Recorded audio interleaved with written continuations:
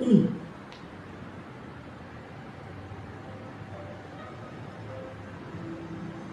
Que diz bem assim, irmãos: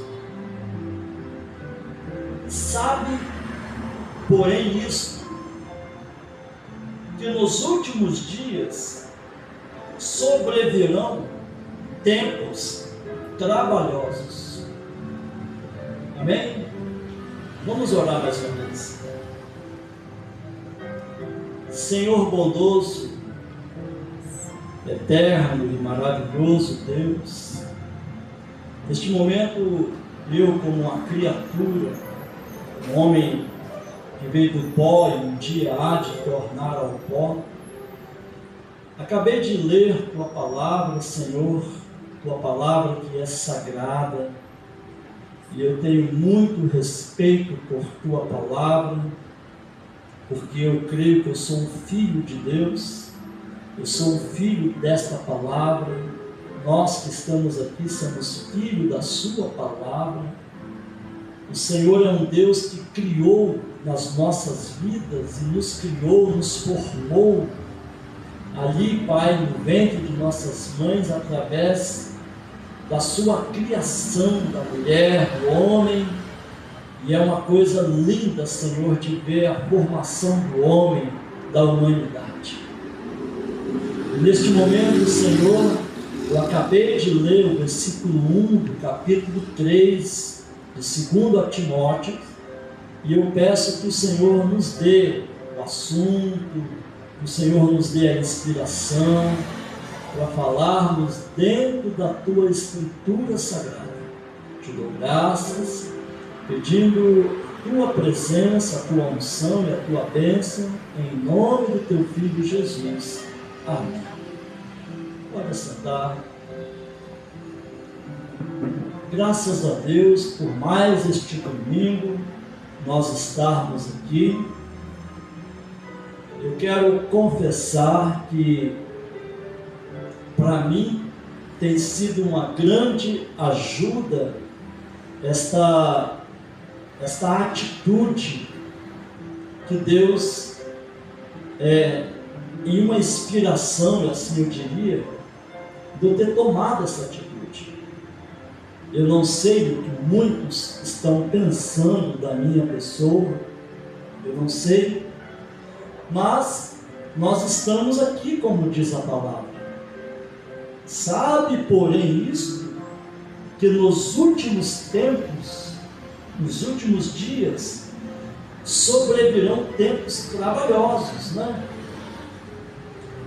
A pessoa que está na fé e aceitou o Evangelho de Cristo, é um tempo de trabalho de você manter a fé, você manter o equilíbrio, você saber se desviar dos males, né?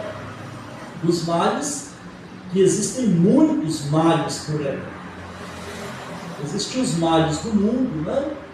Que são as fraquezas da carne, mas existem também os males espirituais, né? Que nós aprendemos sobre as hostes da maldade dos lugares celestiais.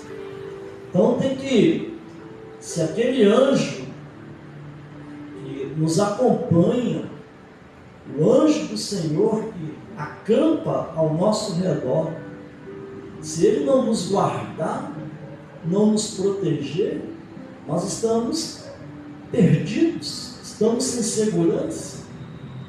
Então esse anjo do Senhor, ele nos guarda e nos livra de todos os males. Mas nós devemos estar nessa posição de filhos e filhas de Deus, dentro deste cerco, que é o cerco do anjo do Senhor. Às vezes nós vivemos uma vida displicente, né? Você pode ver isso na natureza, né? Uma vez o irmão Brana falou sobre uma águia mãe, que ela se retirou, estava bem no alto, e os seus filhotes estavam lá embaixo, brincando, Seus filhotes estavam se divertindo lá embaixo, como crianças, né? Brincando, sem nenhuma maldade. Mas aquela mãe águia estava lá em cima, olhando os filhotes. Se viesse algum perigo, ela descia, dava aquele voo e levava seus filhotes para longe do perigo.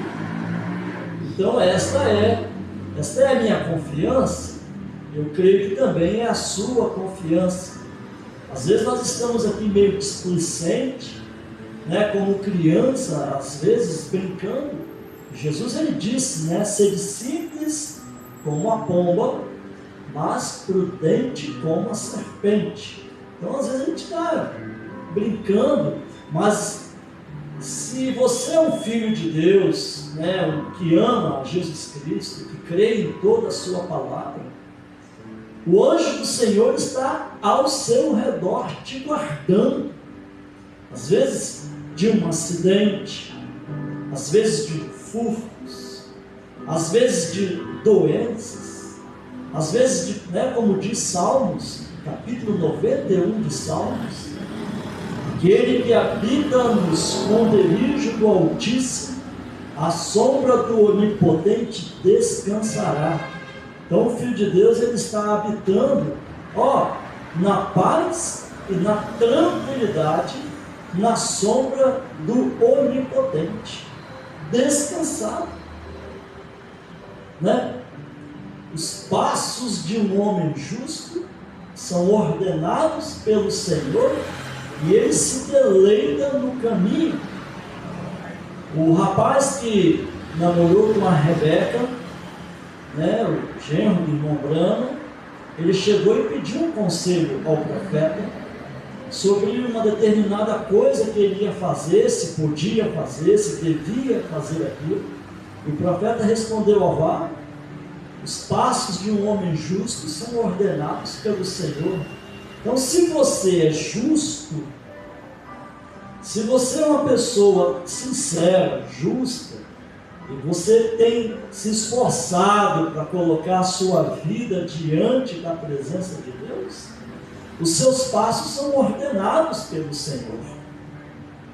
Tudo que você faz, o Senhor confirma na sua vida tudo que você está fazendo.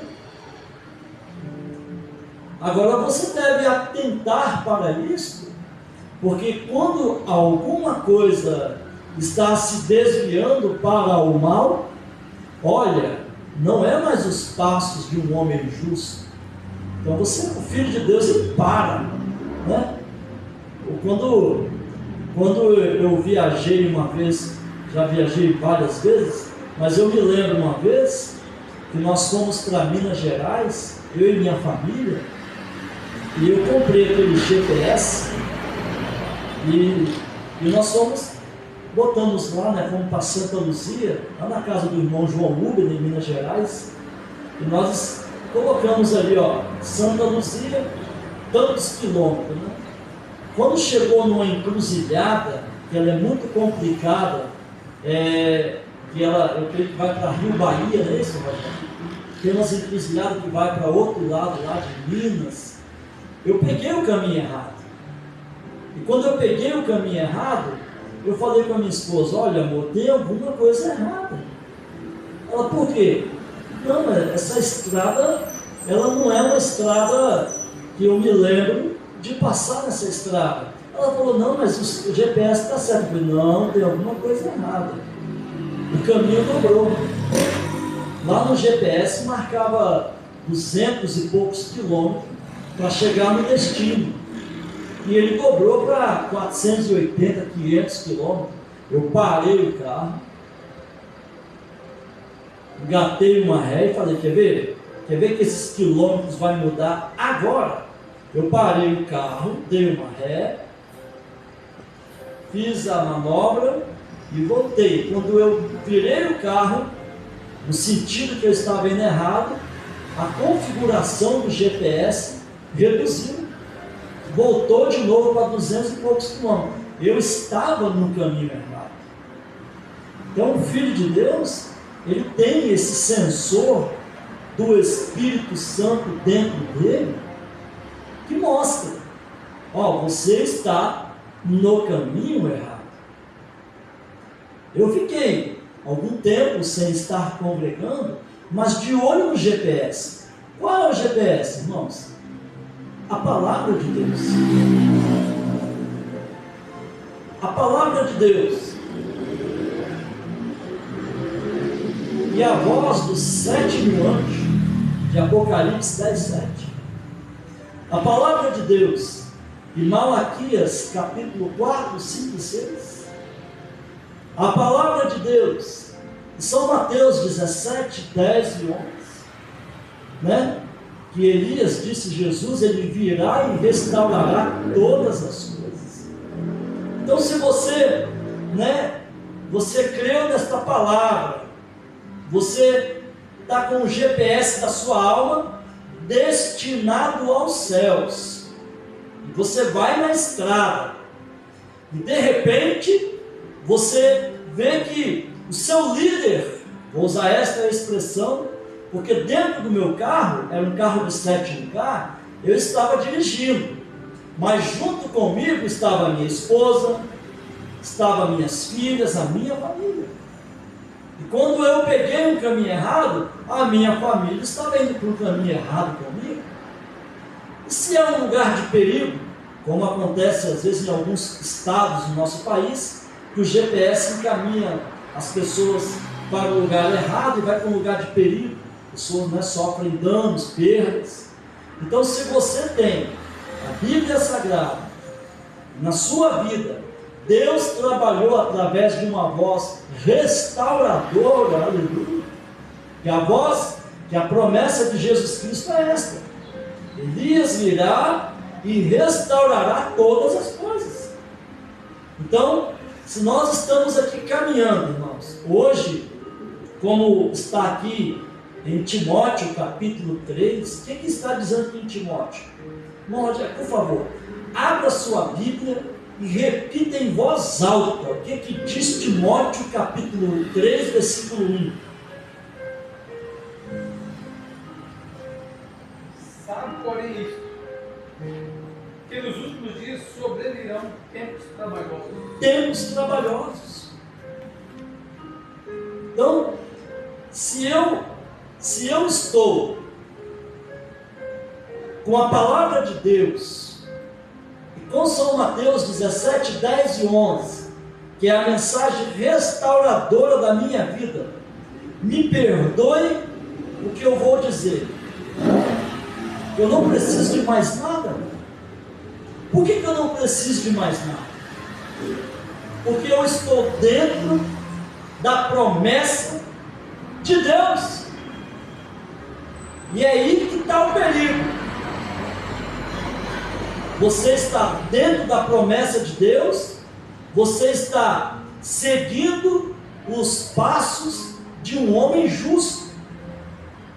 Nós não estávamos justos, nós estávamos em sistemas denominacionais, nossas vidas estavam destroçadas, a sã doutrina, a palavra de Deus não estava revelada nos nossos corações. E o Filho de Deus, o comparativo é como esse mesmo, é como águia. Alguém olha, aleluia, alguém olha e vê lá aquelas águiazinhas, eles não dão nada por aquelas águiazinhas, aleluia. Eles não dão nenhum valor àquelas águiazinhas, porque elas são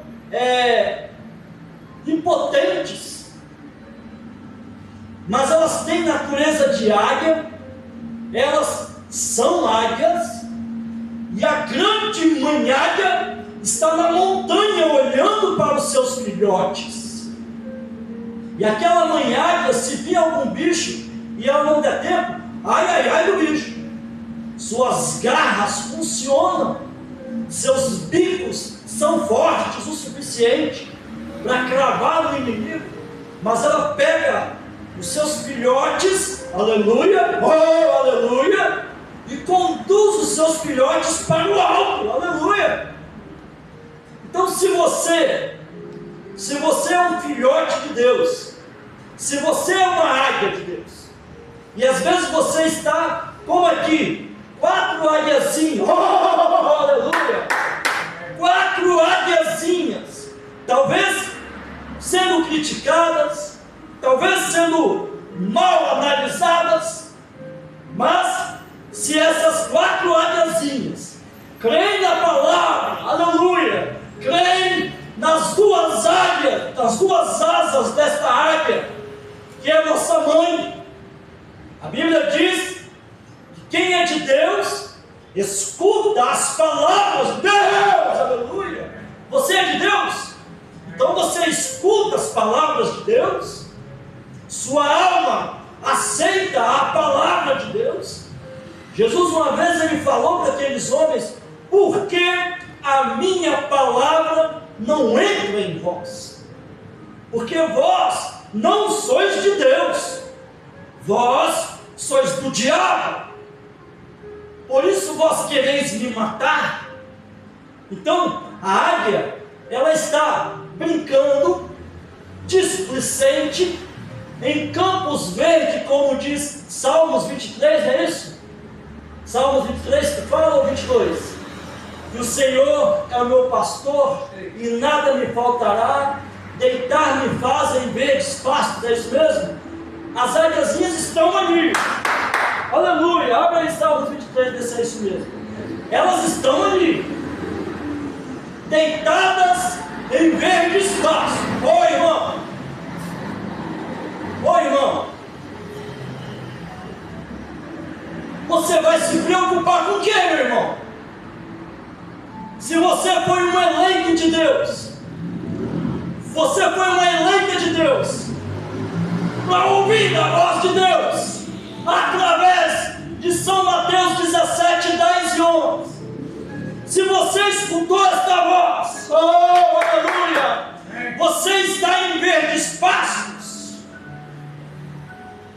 e o seu pastor, como diz a Bíblia, o Senhor é o meu pastor e nada me faltará. A águia está lá na altura, seus filhotes brincando, mas ela é responsável pelos seus filhotes. Deus é responsável por você. Deus é responsável por você, aleluia. Agora veja bem, Jesus disse que aonde estiver o corpo, ali se ajuntarão as águias. Ali se ajuntarão as águias. Então, essas águias, elas são diferentes, irmãos. Essas águias, elas estão ligadas lá em Apocalipse, aonde teve a era do leão, aonde teve a era do boi, aonde teve o terceiro animal, que foi o homem, e o quarto animal é uma águia. Agora, Timóteo capítulo 3, ele nos alerta. Se você olhar o título do capítulo 3, está escrito: extrema corrupção nos últimos tempos. É extrema corrupção nos últimos tempos. Não é pouca corrupção, é extrema corrupção. Agora, essa corrupção, ela não é uma corrupção no mundo. Ela não é uma corrupção como nós vemos aí no mundo político, onde há desvios de verbas, obras superfaturadas, enriquecimentos de alguns ilicitamente, não se contentam com os seus salários, mas são oportunistas. Quando aparece uma fatia do queijo, eles cortam para eles a maior parte, e o Brasil padece, o nosso país padece. Essa extrema corrupção, ela é na igreja. Ela é na igreja. E a igreja do Senhor, a igreja de Jesus Cristo, ela não é louca.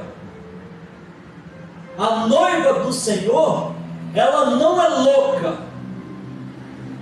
Ela sabe muito bem, porque São Mateus 17:10 é o azeite que escorre desta palavra.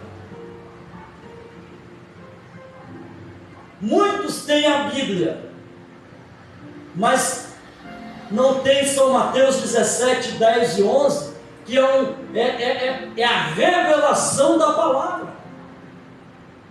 Satanás, lá no monte, ele falou com Jesus: se tu és filho de Deus, lança-te daqui abaixo, porque está escrito.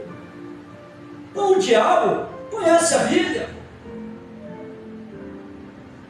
Jesus falou, né? Também está escrito: não tentarás o Senhor teu Deus. Então, o inimigo, ele conhece a palavra. E os filhos de Deus também têm a palavra. Mas eles estão mais preparados, filhos de Deus, porque Deus teve misericórdia e nos prometeu lá em Malaquias 4, que ele disse: mas para vós que temeis o meu nome, nascerá o sol da justiça, e salvação trará debaixo de suas asas. Né? É isso mesmo, espera um pouquinho, eu não quero citar errado, é isso mesmo. Né? Então ele trará debaixo de suas asas. Olha, nós que tememos a Deus, o Senhor é responsável por nós. E você pensa o quê? Olha, desculpa um pequeno comparativo. Olha como que o nosso país está desacreditado na política. Olha como que o nosso país não acredita mais em fulano, ciclano e beltrano, eu não vou citar nome. Por causa da corrupção. Há uma corrupção na política. Agora, nós sabemos o que é certo, o que deveria ser certo nessa dita política. Porque nós queremos o quê? Nós queremos saúde, educação, segurança, saneamento básico, queremos ter bons asfaltos, queremos ter respeito com a família.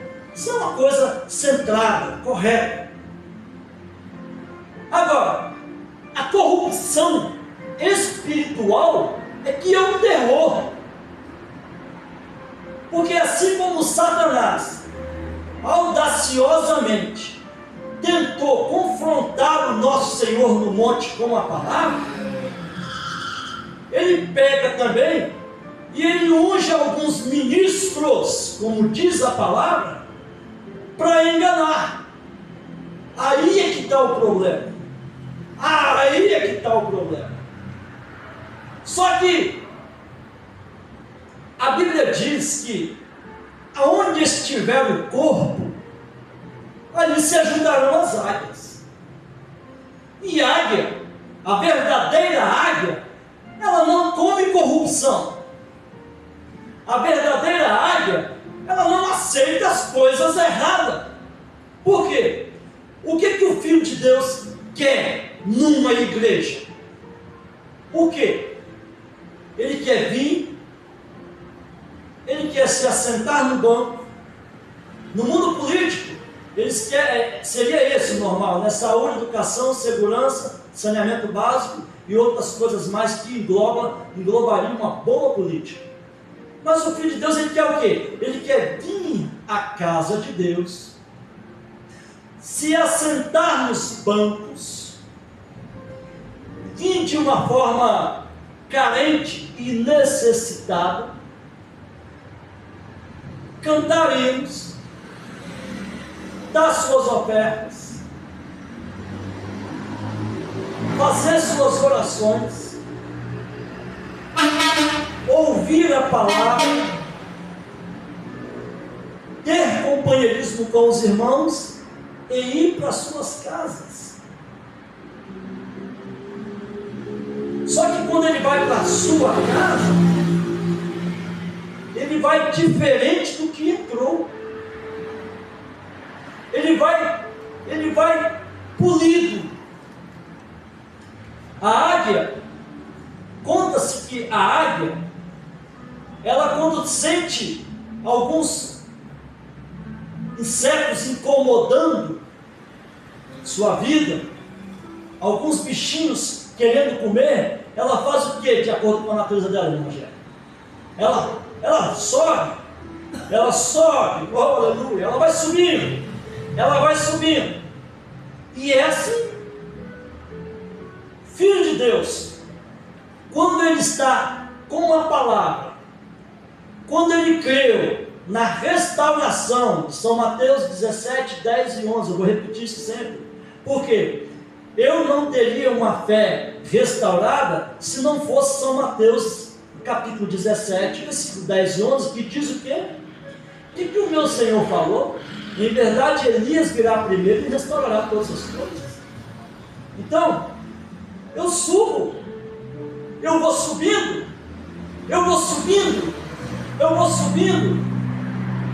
não só de pão viverá o homem, mas de toda a palavra que procede da boca de Deus. Eu vou subindo,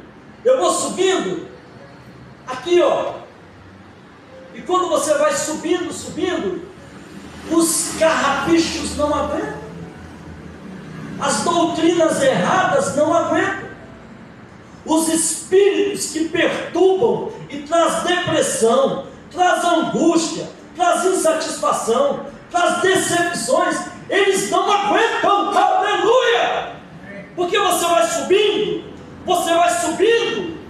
e quando você vai subindo, e você vai chegando na presença de Deus, a luz gloriosa de Deus, a luz inacessível, como diz a palavra, a luz maravilhosa de Deus, o poder do Espírito Santo de Deus, o poder de Deus, ele vai expulsando todo o mal, aleluia, ele vai tirando todo o mal que está em sua vida, ele vai tirando a sua angústia, ele vai tirando a sua tristeza, ele vai tirando as suas dores, ele vai tirando as suas decepções, você vai ficando só na presença de Deus, e é assim.